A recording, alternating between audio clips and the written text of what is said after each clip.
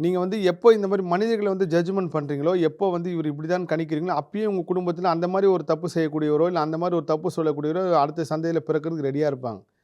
அதனால மனிதர்கள ஜட்ஜ்மென்ட் பண்ணக்கூடாது. ஒழுக்கம் சார்ந்து யாரையும் சொல்லக்கூடாது. பக்தி வேற, ஒழுக்கம் வேற. என்னோட குருநாதர் சொல்லுவாரு, "உடல் ஒழுக்கம் நீ எப்படி வேணாலும் இரு. ஆனா ஆன்ம ஒழுக்கம் 10 நிமிஷம் நீ வடபழனி கோயில்ல இருந்தாலும், திருத்தணி கோயில்ல இருந்தாலும், திருச்செந்தூர் கோயில்ல இருந்தாலும், அந்த 10 நிமிஷம் நீ வேற எதையுமே நினைக்காம முருகன நினைக்கிறியா?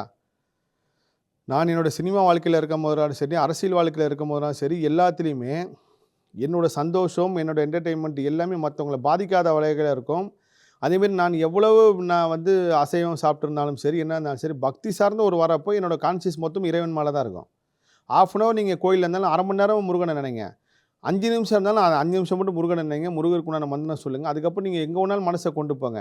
ஆனால் சதா சர்வ காலமும் நீங்க இறைவன மனசுல நெனச்சுக்கிட்டே உள்ள இருக்குங்க பாருங்க. அதுதான் பெரிய ஒரு சக்தி உள்ள ஒரு வழிபாடு. நம்ம கோயிலுக்கு போறோம், கோயிலுக்கு போல பரிகாரம் பண்றோம், பரிகாரம் பண்ணல.